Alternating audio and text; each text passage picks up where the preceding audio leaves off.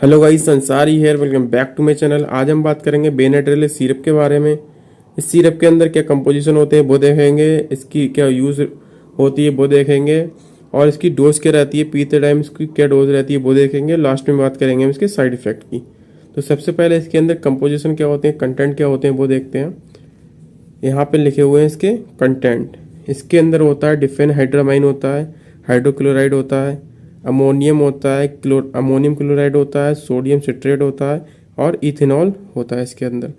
अब अगर इसकी क्वांटिटी के साथ में देखें तो यहाँ पे लिखे हुए हैं विद क्वांटिटी, यहाँ पे कंपोजिशन। जैसे यहाँ पे देखिए डिफेनहाइड्रामाइन क्लोराइड यहाँ पे है 14.08 mg, और यहाँ पे देखिए अमोनियम सिट्रेट है यहाँ पे इतना है 138 mg, और सोडियम सिट्रेट यहाँ पे इतना है, और इथेनॉल यहाँ पे इतना 95%, यहाँ पे 0.2625 ml विद क्वांटिटी कंपोजिशन यहाँ पे लिखे हुए हैं। अब इसका यूज़ क्या होता है, इसको कफ फार्मूला इसके अंदर है, इसको कफ वगैरह में यूज़ करते हैं, खांसी, सर्दी और गले में खराश। अब इंग्लिश में यहाँ पे लिखा हुआ है कफ, कोल्ड, शॉर थ्रोट होता है गले में खराश है। अब खांसी में इसको यूज़ करते हैं, खांसी के अलावा किन किन कंडीशन में इसको यूज़ करते हैं। जैसे खांसी में इसको यूज़ करते हैं, ड्राई कफ में भी यूज़ करते हैं, बलगम वगैरह वाली खांसी होती है उसमें यूज़ करते हैं, और उसके अलावा एलर्जी से होने वाली सर्दी जुकाम में भी इसको यूज़ करते हैं। नाक बहती हो या नाक से पानी आता हो उसमें भी इस कंडीशन में भी इसको यूज़ करते हैं।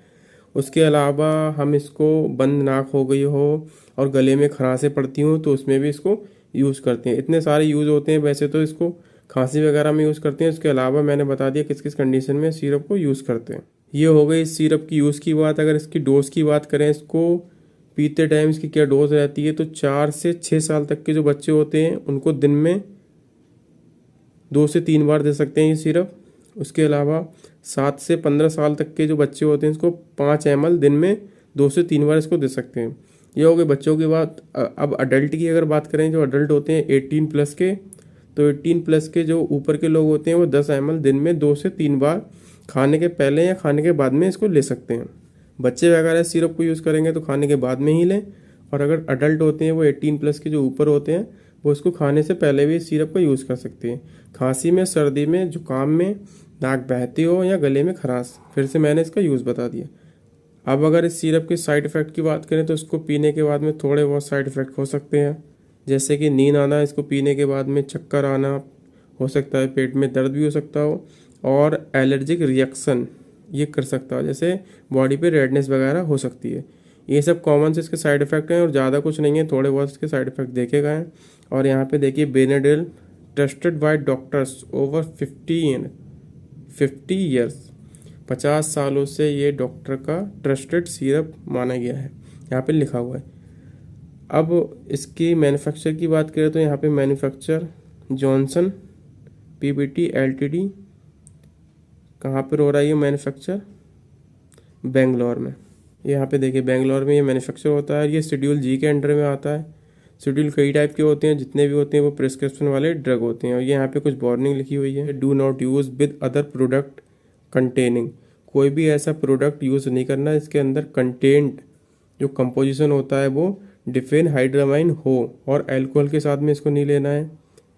और यहाँ पे दे रहे हैं काफ़ी सारी 4 to 6 hour after taking the last dose. Dose लेने के बाद में 4 या 6 घंटे के बाद में डोज लेना है, मतलब ज़्यादा इसकी डोज नहीं लेना है, और अल्कोहल के साथ में इसको नहीं लेना है, और डिफेनहाइड्रामाइन के साथ में इसको नहीं लेना है। वैसे बहुत सारी यहाँ पे लिखी हुई है, अब पूरा ट्रांसलेट मैं कर भी नहीं सकता और मैं बता भी नहीं सकता ज़्यादा। तो यहाँ पे ये वार्निंग लिखी हुई है, ये मैन्युफैक्चर देख लिया हमने, शेड्यूल भी देख लिया, और इसका यूज़ मैंने पहले बता दिया था। इसकी डोज अब यहाँ पे अगर इसके हिसाब से डोज देखें तो यहाँ पे 4 से 6 साल तक के जो बच्चे हैं वो 2.5 ml यहाँ पे ले सकते हैं, और 6 से 12 साल के बच्चे 5 ml यहाँ पे ले सकते हैं, जैसे मैंने भी बताया था। और 12 साल से ऊपर के और अडल्ट लोग 10 ml दिन में 2 बार ले सकते हैं। और यहाँ पे do not use in children below 4 years of age. 4 साल से अगर छोटा बच्चा है तो वो सिरप को नहीं यूज़ करेगा, मैंने वैसे बता दिया था, लेकिन इसके हिसाब से यूज़ नहीं करना। Dose to be taken every 4 hours. 4 घंटे के बाद ही दूसरी डोज लेनी है, ऐसा कुछ यहाँ पे लिखा हुआ है। और यहाँ पे बहुत सारे ऑप्शंस दे रहे हैं, 30 ml फॉर 6 to 12 ईयर और वगैरह वगैरह बहुत सारे ऑप्शंस हैं। आप इसको पढ़ लेना। और हमने इसकी डोज की भी बात कर ली और इसके साइड इफ़ेक्ट की बात कर ली, यूज़ की भी बात कर ली, कंपोजिशन भी देख लिए। पूरी डिटेल में बात की जाए तो बहुत वीडियो लंबी हो जाएगी। अब यहाँ पे पूरी सारी यहाँ पे ये लिखी हुई है, इसको समझाया जाएगा। और यहाँ पे ये जितनी भी वार्निंग लिखी हुई है मैंने थोड़ी बता दी। अब मैं पूरा बताऊँगा तो बहुत देर भी हो जाएगी और पूरा ट्रांसलेट करने में भी टाइम लगेगा। तो और इसकी लास्ट में हम MRP पास देख लेते हैं, उसके बाद में वीडियो को एंड करते हैं। इसकी MRP 72 रुपीज़ है और 50 ml का जो हमारे पास में सिरप है। आप चाहें तो इसको सर्दी में, खांसी में, जुकाम में, गले में खराश वगैरह में यूज़ कर सकते हैं विद डॉक्टर की सलाह से। और यहाँ पे डोज भी लिखी हुई है, तो आप इसको यूज़ कर सकते हैं। और ऐसी और वीडियो देखने के लिए हमारे चैनल को सब्सक्राइब कर सकते हैं। Thank you so much for watching this video.